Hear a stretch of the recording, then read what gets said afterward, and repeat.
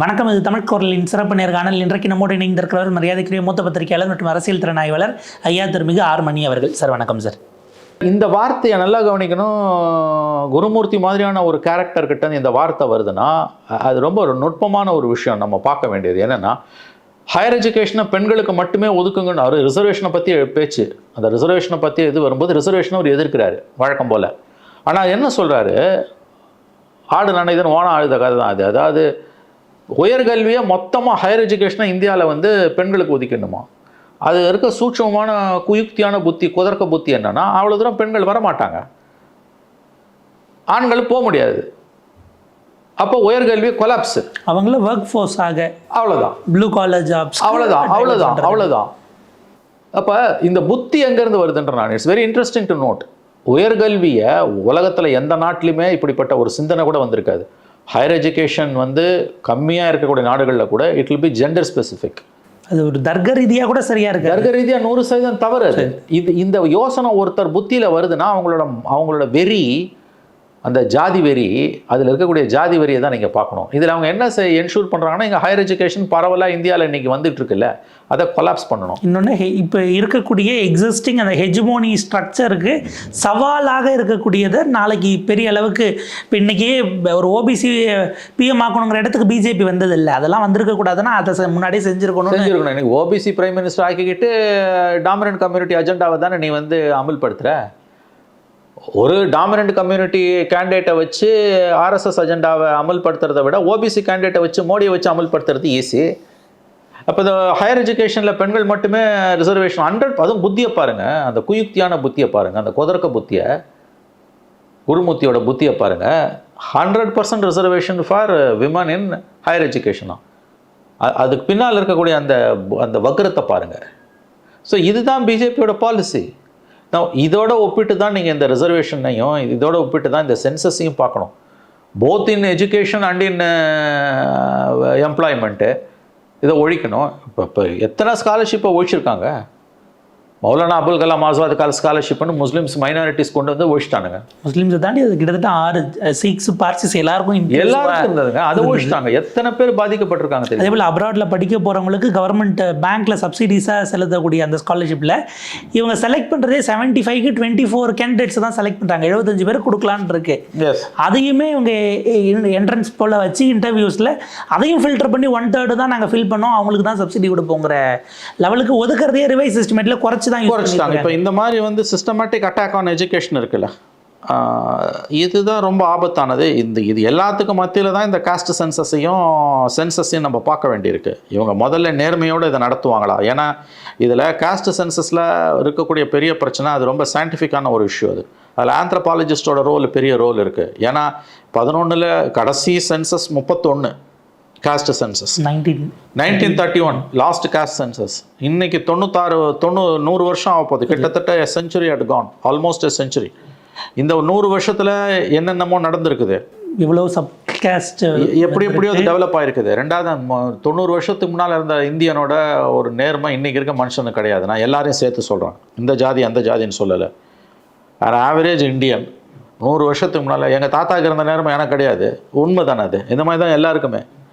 அப்போ நீங்கள் அது ஜாதின்றது வரும்பொழுது அன்னைக்கு இருந்த அந்த ஜாதியை பற்று, அந்த ஜாதிய உணர்வு 100 வருஷத்துக்கு முன்னால் இருந்ததை விட இன்றைக்கி ரொம்ப அதிகமாக மாறி இருக்கு. ரெண்டாவது, இன்றைக்கி தொழில்நுட்ப வளர்ச்சியால் எல்லாருக்கும் எல்லாம் தெரியுதுன்ற கட்டம் வந்திருக்கு. அப்போ ஜாதியை பற்றின கேள்விகள் வரும்போது இந்த ஜாதி அமைப்புகள் எப்படி தங்களோட நம்பர்ஸை இன்ஃப்ளைட் பண்ணுறதுக்கு ஒரு கோஆர்டினேட்டட் அட்டாக்கை பண்ணுவாங்க சென்சஸ் மேலேன்றதையும் நம்ம புரிஞ்சுக்கணும். ஸோ காஸ்ட் சென்சஸ் கழுத்தன்றது கிடையாது. ஆர்டினரி சென்சஸை எடுக்கிறதுக்கு ட்ரைனிங் 1 வாரம் கொடுத்து முடிச்சிடலாம், 2 நாள் 1 வாரம் கொடுத்து முடிச்சிடலாம். ஆனால் காஸ்ட் சென்சஸ் எடுக்கிறதுன்றது அதில் இப்போ வேறு ஃபோர்ஸஸ் விளையாடும். நான் மறுபடியும் சொல்கிறேன், பல ஜாதிய அமைப்புகள் அல்லது சில ஜாதிய சங்கங்கள், பொலிட்டிக்கலாக பவர்ஃபுல்லாக இருக்கக்கூடிய ஜாதிய அமைப்புகள் விளையாடுவாங்க இதில். அதனால் ஒரு coordinated effort to inflate their numbers கண்டிப்பாக நடக்கும்.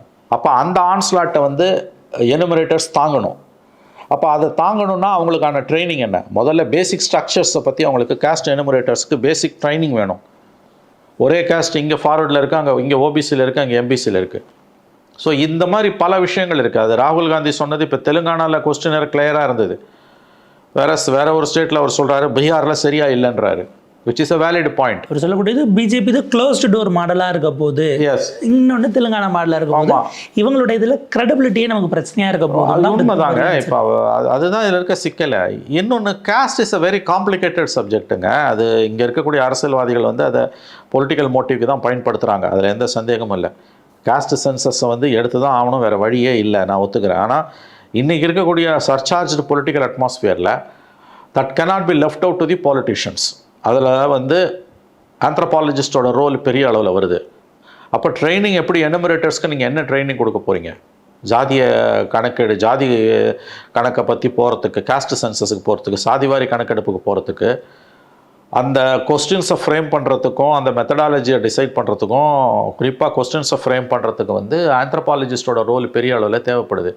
அதில் இந்த கவர்மெண்ட் என்ன செய்ய போகுது?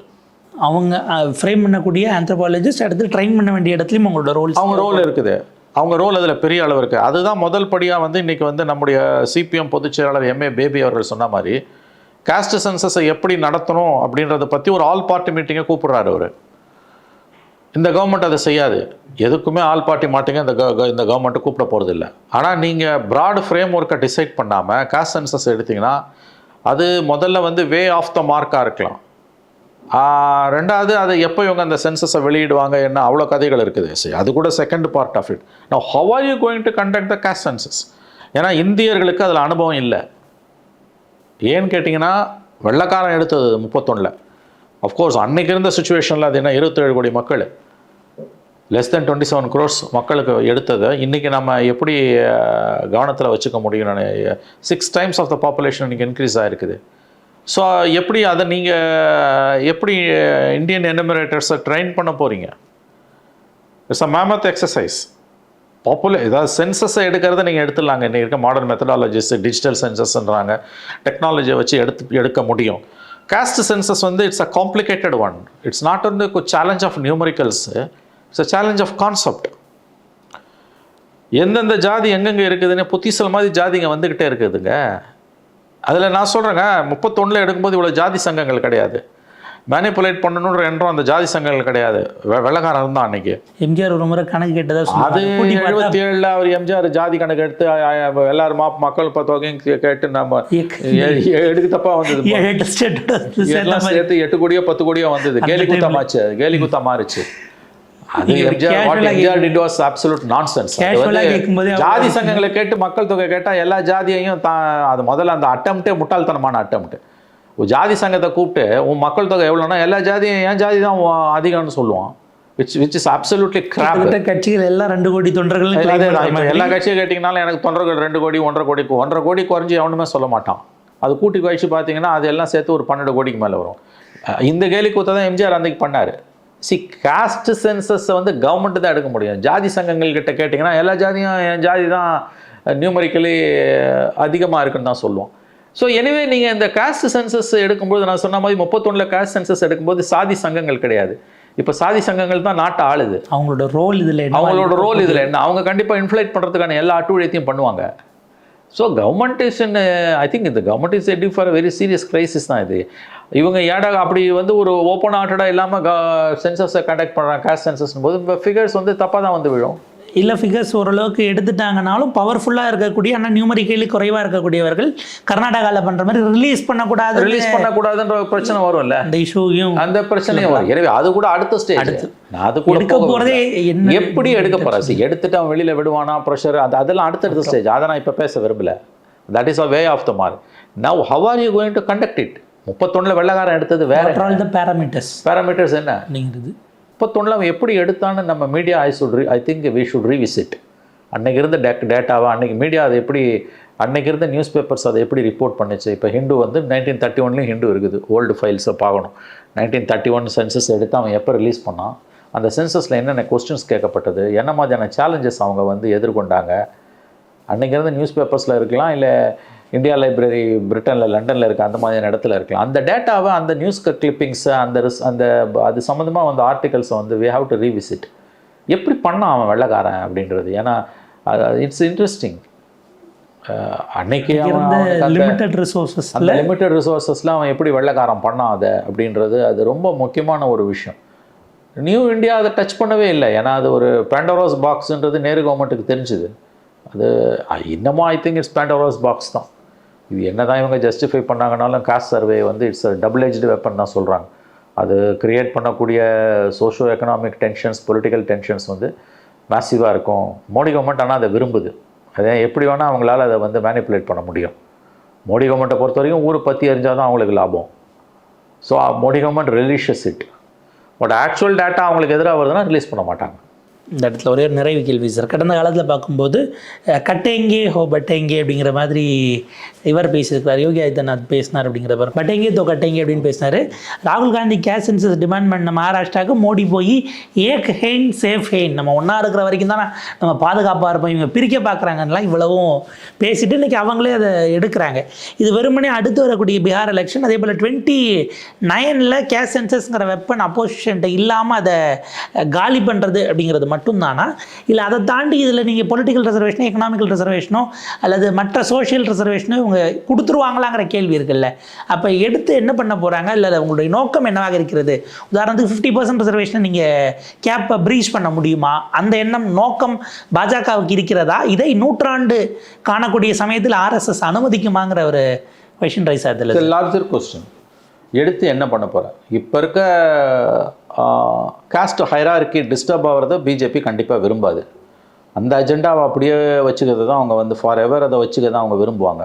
ஆனால் இன்றைக்கி வேறு வழி இல்லாமல் காஸ்ட் சென்சஸ் நோக்கி நகர்றாங்க. முதல்ல காஸ்ட் சென்சஸை நேர்மையாக அவங்க நடத்துவாங்களான்றது பிரைமரி கொஸ்டின். நம்பர் 2, அப்படி நடத்தின பிறகு அந்த டேட்டாவை என்ன பண்ண போகிறாங்கன்றது. இதெல்லாம் பிற்காலத்தில் வரக்கூடிய பிரச்சனைகள். நம்ம முதல்ல பார்க்க வேண்டியது அவன் எப்படி நடத்த போகிறான். இப்போ நீங்கள் சொல்கிறது வந்து ரொம்ப லார்ஜர் பிக்சர். ஆஃப்கோர்ஸ் எல்லாம் எடுத்து முடித்த பிறகு வச்சுட்டு என்ன பண்ண போகிறேன் நீ, அது பார்க்கணும். அவங்க என்ன செய்ய போகிறாங்க, என்னென்ன எதுவாக இருந்தாலும் நீங்கள் வந்து எப்படி பண்ண போகிறீங்கன்றது பார்க்கணும். அது பெரிய கொஸ்டின் எனக்கு தெரிஞ்சு. ஆனால் அதை நம்ம செகண்டரியாக தான் வைக்க முடியும். 29 இது எல்லாத்துக்கும் ஒரு கிளியர் பிக்சர் கிடைக்காம வச்சுக்கிட்டு இருந்தோம்னா நம்ம சேஃபாக நகர்த்திட்டு போயிடலாங்கிறது கூட நோக்கமாக இருக்கலாமா? இருக்கலாம். எதிர்கட்சிகள்கிட்ட இருந்து இந்த ஆயுதத்தை பிடுங்கிறது நம்பர் 1 நோக்கம். நம்பர் 2 வந்து காஸ்ட் வைஸ் வந்து அவங்களுக்கு வந்து சில கால்குலேஷன்ஸும் சில ரீஅட்ஜஸ்ட்மெண்ட்ஸும் தேவைப்படுது. அதுக்கு இது தேவைப்படுது அவங்களுக்கு. யூபியிலலாம் தோற்றது காரணம் காஸ்ட் சென்சஸுக்கு எதிராக இருந்ததுதான்றதை புரிஞ்சுக்கிட்டாங்க. ஆனால் யோகி ஆதித்யநாத் பிரான் பிரதிஷ்டாக்கு திரும்ப போகிறார். ராம் தர்பாருக்கு 3 நாள் பிரதமர் போகலை அவர். ஆனால் பழைய அது எவ்வளோ நாளைக்கு அவங்களுக்கே ஒர்க் அவுட் ஆகும்னு தெரியல. நீங்கள் பார்த்தீங்கன்னா அந்த ஈஃபோரியா இப்போ இல்லை. பிரான் பிரதிஷ்டத்துக்கு எத்தனை தடவை சிலையை வைப்பீங்க? ஒரு தடவை தான் உயிர் கொடுப்பீங்க சிலைங்க. 9 தடவை உயிர் கொடுப்பீங்க. அவங்க மறுபடியும் அந்த கார்டை கையில் எடுக்கிறாங்க. அது அவங்களுக்கு 24 கை கொடுக்கல. 24 பிப்ரவரியில் ராமர் பூஜையை போட்டாங்க. ஆனால் 24 அது 2 மாதம் பொறுத்து 3 மாதம் பொறுத்து நடந்த எலெக்ஷனில் 303 240 மாறிச்சு. அது இடம் கொடுக்காதுன்றது அவங்களுக்கு நல்லா தெரியுது. அது ஒரு பக்கம் அது நடக்கும், இன்னொரு பக்கம் வந்து போலரைசேஷன் நடக்கும். இப்போ இந்த சென்சஸை எடுத்து வச்சு இவங்க என்ன பண்ண போகிறான் மோடி கவர்மெண்ட்டுன்னு கேட்க நல்ல கொஸ்டின் அது. ஆனால் எடுக்காமல் இருக்க முடியாது. இன்னொன்று அவங்களுக்கு அவங்க காஸ்ட் வைஸ் வந்து அவங்க த்ரூ அவுட் இந்தியா, நார்த் இந்தியாவில் குறிப்பாக வந்து எஸ்பெஷலி நார்த் இந்தியாவில் வந்து காஸ்ட் வைஸ் வரக்கூடிய டேட்டாவை வந்து ஃபட்ஜ் பண்ணுறதோ மேனிப்புலேட் பண்ணுறதோ அவங்களுக்கு ரொம்ப சாதாரணமான விஷயம். ஸோ அவங்களோட ஓவரால் ஹிந்துத்துவ அஜெண்டாவை அட்வான்ஸ் பண்ணுறதுக்கு தான் இந்த காஸ்ட் சென்சஸை அவங்க யூஸ் பண்ணுவாங்க. அது அவங்களுக்கு தோதா வரலன்னா அதை வந்து மேனிப்புலேட் பண்ணுவாங்க, இல்லை மிஸ்யூஸ் பண்ணுவாங்க. ஏதாவது ஒன்று பண்ணிக்கிட்டே தான் இருப்பாங்க. நாம்கி ஆவாஸாவது அதை எடுத்து தான் வச்சுப்பாங்களே வழி. இனிமேல் கேஷ் சென்சஸ் நான் எடுக்க மாட்டேன்னு சொல்கிறது அவங்களால அன்டெனபிள். 2வது அப்போசிஷன் கிட்ட இருக்க அந்த ஆயுதத்தை பிடிங்கிடணும். ஸோ அந்த நோக்கத்தில் தான் அவங்க இதை செஞ்சுருக்காங்க. ராகுல் காந்தி கேட்ட மாதிரி இதோட methodology of the caste census என்ன? இது ஷட் ஓப்பன் டோர் இது பண்ணுறீங்கன்னா உங்களுக்கு சிக்கல் வரும். ஒழுங்காக பண்ணாங்கன்னா நல்லது. ஆனால் அவங்க ஒழுங்காக பண்ணுவாங்கன்றதுக்கு வாய்ப்புகள் குறைவு. இது எல்லாத்தையும் தாண்டி ரொம்ப விஷயம் நான் சொல்ல வருது என்னென்னா, even if it is a Congress government now, இது ஒரு சேலஞ்சிங்கான aspect. Leave alone Modi government. ஒரு செக்குலர் காங்கிரஸ் கவர்மெண்ட் இங்கே இருந்ததுன்னா கூட இன்னைக்கு caste census is because the very nature of the job is challenging one. It needs a expertise of ஆந்த்ரோபாலஜிஸ்டோட role வந்து அதில் ரொம்ப பெரிய ரோல். அவங்களோட எக்ஸ்பர்டைஸ் இல்லாமல் அதை நம்ம பண்ண முடியாது. ஒரிஜினல் பிக்சர் நமக்கு கிடைக்காது. So inherently it is a dangerous, it's a challenging task. அது பிஜேபி கவர்மெண்ட் இருக்கும்போது it becomes further more challenging one. பார்ப்போம் என்ன நடக்குது. பிரதமர் மோடி அவர்கள் கேஷ் சென்சஸ் அறிவிச்சு அடுத்து 2 ஃபேஸ் அப்படின்னுட்டு கவர்மெண்ட் அஃபிஷியலாகவும் அனௌன்ஸ் பண்ணியிருக்கிறாங்க. 2027 தான் பரவலாக அப்படிங்கிற பாயிண்ட் இருக்குது. 26 எண்ணில் ஆரம்பிக்கிறாங்க, லடாக், ஜம்மு காஷ்மீர் அந்த மாதிரியான இடங்கள் அப்படின்னு குறிப்பிட்டிருக்கிறாங்க. ராகுல் காந்தி அவர்கள் பீகாரில் இதனுடைய கிரெடிபிலிட்டியை நம்ம சந்தேகப்பட வேண்டியதாக இருக்குது. க்ளோஸ்டு டோருக்குள்ளே இதை நடத்தி இதனுடைய பல விஷயங்களை அவங்க என்ன மாதிரியான கொஷின்ஸ் ஃப்ரேம் பண்ண போகிறாங்கிறதுலேருந்து பாஜக தன்னுடைய வேலையை காட்டும் அப்படின்னு நம்பிக்கை இல்லாமல் சில விஷயங்களை வெளிப்படுத்தி இருக்கிறார். நீங்கள் எப்படி பார்க்குறீங்க சார்? ஆமாம், இந்த சென்சஸ் 2021 நடத்திருக்க வேண்டிய சென்சஸ் கொரோனாவால் தள்ளி போச்சு. 22 கொரோனா முடிவுக்கு வந்து 23 சென்சஸ் எடுத்துருக்கணும், அதை எடுக்கலை. மோடி கவர்மெண்ட்டு செய்த பெரிய பாவம், பஞ்சமா பாதகத்தில் நம்பர் 1 பாவம், மன்னிக்க முடியாத குற்றம் எதுன்னா சென்சஸ் எடுக்காமல் விட்டது. உலகின் பல நாடுகள் கொரோனாவால் தள்ளி போட்ட சென்சஸை 23 மேக்ஸிமம் 23 நடத்தி முடிச்சிட்டாங்க. இன்றைக்கி 3 வருஷம் ஓடி போச்சு. இப்போ 26 ஆரம்பித்து 27 போது அந்த சைக்கிள் உடையுது. 10 இயர் சைக்கிள்ன்றது வந்து இப்போ 2001, 2011, 21 வர வேண்டியது 23 வந்திருந்ததுன்னா 31 எடுக்கிறது கிட்டத்தட்ட சரியாக இருந்திருக்கும். இப்போ இவங்க 27 நடத்தும் போது சென்சஸை, அடுத்த சென்சஸ் எப்போ எடுப்பாங்க? 37 எடுப்பாங்களா? அப்போ அது இன்னும் எவ்வளோ தூரம் தள்ளி போகும்? ஏன்னா இன்றைக்கி வந்து அவுடேட்டட் டேட்டாவை வச்சு இருக்கிறதால 14 கோடி மக்கள் வந்து உணவு பாதுகாப்பு சட்டத்துக்கு வெளியில் இருக்காங்க. இதில் மோடி கவர்மெண்ட்டோட பாவங்களில் மிகப்பெரிய பாவம் நம்ம ஏன் சொல்கிறோன்னா, இரவு உணவு அருந்தாமல் படுக்க போகிறவர்கள், வெறும் வயிற்றுடன் பசியுடன் போகுபவர்களின் எண்ணிக்கை கிட்டத்தட்ட 14 கோடி பேர் என்று நிபுணர்கள் சொல்லுகிறார்கள். அதாவது தன்னார்வ குழுக்கள், நேர்மையாக யோசிக்கக்கூடிய, நம்பகத்தன்மை உள்ள இண்டிபெண்ட் எக்ஸ்பர்ட்ஸ் சொல்லக்கூடிய. இதுதான் திரும்ப சோனியா காந்தி அவர்கள் கூட பார்லிமெண்ட்டில் பேசும்போது தான் சொன்னாங்க. 14 கோடி மக்கள், இத்தனைக்கு 2.5 நிமிஷம் தான் அவங்க பேசினாங்க ராஜ்யசபாவில். 14 கோடி மக்கள் வந்து இரவு உணவு உண்ணாமல் போகிறார்கள் அப்படின்னு. மோடி கவர்மெண்ட் PC மோகனன்னு முன்னாள் தற்காலிக தலைவராக இருந்தார் நேஷ்னல் ஸ்டாட்டிஸ்டிக்ஸ் கமிஷன், தேசிய புள்ளிவிவர கணக்கோட ஆணையத்தில். அவர் சொல்கிறது வந்து இந்த பாலிசி வந்து 2021 நம்ம ஸ்டாட்டிஸ்டிக்ஸ் சென்சஸ் எடுக்காததுனால நம்முடைய கொள்கை வகுப்பு என்பது 10 ஆண்டுகள் பின்னுக்கு தள்ளப்பட்டிருக்கிறது. இதனுடைய பாதிப்புகள் வந்து ரொம்ப ரொம்ப ரொம்ப பாரதூரமானவை. ப. சிதம்பரம் ஒரு முறை சொன்ன மாதிரி, this is a no data alliance government. NDA கவர்மெண்ட்ன்றது நோ டேட்டா அலையன்ஸ். எனக்கு டேட்டாவே வேணாம், எனக்கு டேட்டான்றது வந்து நான் பண்ணக்கூடிய அட்டுழியங்களுக்கு வந்து பெரிய தடையாக இருக்குது, அதனால் எனக்கு எந்த புள்ளி வருமோ வேணாம் என்பது தான் மோடியுடைய கொள்கை. இவங்களும் டேட்டா வச்சிருக்க மாட்டாங்க. இன்டர்நேஷனல் ஃபோரம்ஸில் பல டேட்டாஸை கொடுத்தா அந்த இண்டெக்ஸை நாங்கள் நம்ப மாட்டோம்னு சொல்லுவாங்க. இவங்க டேட்டாவே எடுக்க மாட்டாங்க. எல்லா வளர்ச்சி குறியீடுகளுக்கும் அடிப்படை, எல்லா வளர்ச்சி திட்டங்களுக்கும் அடிப்படை டேட்டா. அதுவும் இந்த வெள்ளக்காரன் காலத்தில் வந்து இந்தியாவில் வந்து அது ரொம்ப அற்புதமாக இருந்தது. சுதந்திர இந்தியாவில் ஜவஹர்லால் நேரு கவர்மெண்ட் செய்த மிக முக்கியமான காரணங்களில் ஒன்று, எல்லா காலகட்டங்களையும் அந்த புள்ளி விவரங்களை துல்லியமாக கையில் வச்சுருக்கணும். நேஷ்னல் ஸ்டாட்டிஸ்டிக்ஸ் கமிஷனையே ஊற்றி மூடிட்டாங்க. அது கொரோனா நல்ல லட்டு மாதிரி அவங்க கையில் வந்து மாட்டுச்சு. ரொம்ப Modi is the luckiest prime minister சொல்லலாம். இந்தியா வந்து அன்லக்கியஸ்ட் கண்ட்ரி. ஏன்னா அந்த டேட்டாவை வந்து 21 சென்சஸ் எடுக்காமல் தள்ளி போனது. இன்றைக்கி பாருங்கள், 6 வருஷம் தள்ளி போகிறதுக்கு என்ன காரணம்? உலகத்தில் எந்த நாடுமே சென்சஸை 22 பல நாடுகள் ஆரம்பிச்சிட்டாங்க கொரோனா நடந்துக்கிட்டே இருக்கும்போது. 23 22 எண்டில் கொரோனா அறிவிக்கப்பட்டு விட்டது, முடிவுக்கு வந்துடுச்சு. 23 அதை நடத்தியிருக்கணும். ஒரு நேர்மையான அரசாக இருந்ததுன்னா 23 ஜனவரியில் அதை நடத்தியிருக்கணும். இன்றைக்கி மிகப்பெரிய அழுத்தங்களுக்கு பிறகு நாங்கள் அதுவும் எப்படி பாருங்கள், 26 அக்டோபரில் நடத்த போகிறோன்னு 25 மேல 1.5 வருஷம் முன்னால் சொல்கிறாங்க. 27 மார்ச்சில் தான் ஆக்சுவலி எனுமரேஷன்றாங்க. கிட்டத்தட்ட 23 மாதங்கள் கழித்து இது நடத்தும் போது என்ன டேட்டா அவங்க கையில் கிடைக்கும்? ரெண்டாவது, இப்போ காஸ்ட் சென்சஸையும் சேர்த்து எடுக்கும்போது அதில் கேட்கப்படக்கூடிய கேள்விகளோட தரம் என்ன? உண்மையான டேட்டா நம்ம கையில் எப்படி கிடைக்கும்? டேட்டா இல்லைன்னா கந்தரகோலம் ஆக போகுது இந்தியா. இன்றைக்கி 14 கோடி மக்கள் வந்து உணவு பாதுகாப்பு சட்டத்துக்கு வெளியில் இருக்காங்கன்னா அவங்களுக்கான உடை, உணவு, இருப்பிடம், அவர்களுடைய ஆரோக்கியம் எல்லாமே கேள்விக்குறியாகுது. ஒரு 14 கோடி மக்கள் வந்து போதிய சுகாதார வசதி இல்லாமல், போதிய உணவு இல்லாமல், போதிய இருப்பிடங்கள் இல்லாமல் இருக்கிறார்கள் என்றால் அதனுடைய பாதிப்பு உங்களுடைய பொருளாதாரத்தில், உங்களுடைய GDPயில், உங்களுடைய வளர்ச்சி குறியீடுகளில் பெரிய அளவில் இருக்கும். ரெண்டாவது, நீங்கள் உங்கள் கையில் புள்ளி விவரங்கள் இல்லைன்னா நீங்கள் எந்த திட்டங்களை வரையறுக்க முடியும்? இப்போ அவங்க சொல்லக்கூடியது டார்கெட்டட் பெனிஃபிஷரியாக நாங்கள் கொடுக்குறோங்கிறாங்க. எப்படி டார்கெட் பண்ணுறாங்க? எங்கே நீ டார்கெட் பண்ண? டார்கெட்டட் பெனிஃபிஷரின்னு சொல்லும்போது வேர் இஸ் த டேட்டா? நீ டார்கெட்டட் பெனிஃபிஷரின்னு சொல்கிற, டார்கெட்டட் ஆடியன்ஸோட டேட்டா உங்கள் கையில் என்ன இருக்குது? குறைஞ்சபட்ச அறிவு, குறைஞ்சபட்ச மனசாட்சி, குறைஞ்சபட்ச பகுத்தறிவு, நேர்மை எதுவுமே இல்லாத ஒரு அரசு தான் மோடி அரசு. அதுக்கு சரியான உதாரணம் வந்து இந்த டேட்டாவை வந்து பற்றி கவலையப்படாமல் டேட்டாவை கில் பண்ணிக்கிட்டு 14 கோடி மக்கள் வந்து உணவு பாதுகாப்பு சட்டத்துக்கு வெளியில் இருக்காங்கன்னா அது எவ்வளோ பெரிய ஒரு துயரம், அது பெருந்துயரம். அது தானே இந்தியாவோட மிகப்பெரிய பிரச்சனை, அது தானே காஸ்ட் சென்சஸை விட பெரிய பிரச்சனை அது தானே.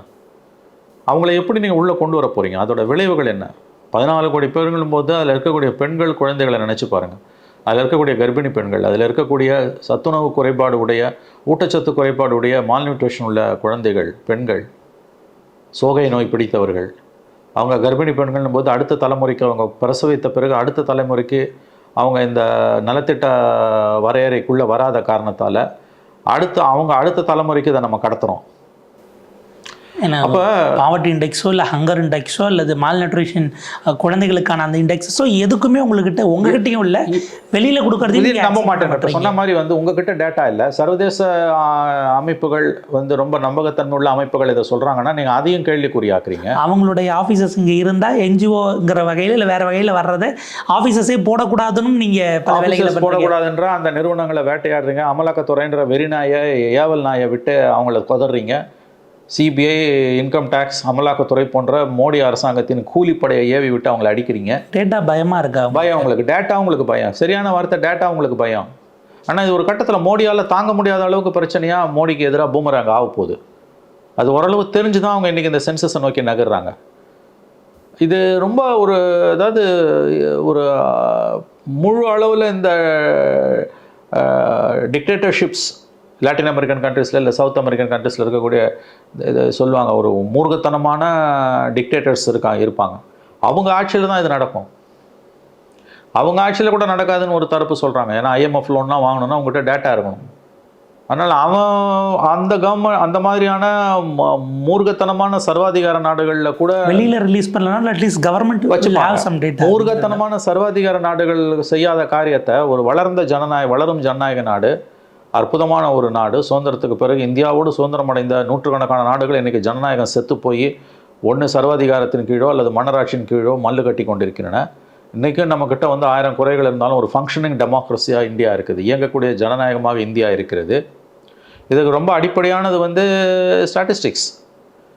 எந்த செயல் திட்டத்தையுமே நம்ம இன்றைக்கி உருவாக்குறோம், எந்த ஒரு திட்டத்தை ஒரு அரசு, மாநில அரசும் மத்திய அரசும் உருவாக்குதுன்னா முதல்ல தேவை வந்து புள்ளி விவரம். டார்கெட் ஆடியன்ஸ் எவ்வளோ பேர், அவங்க எங்கே இருக்காங்க, நகர்ப்புறங்கள் இருக்காங்களா, கிராமப்புறங்கள் இருக்குது, இந்த மாதிரி பல விஷயங்கள் இருக்கின்றன.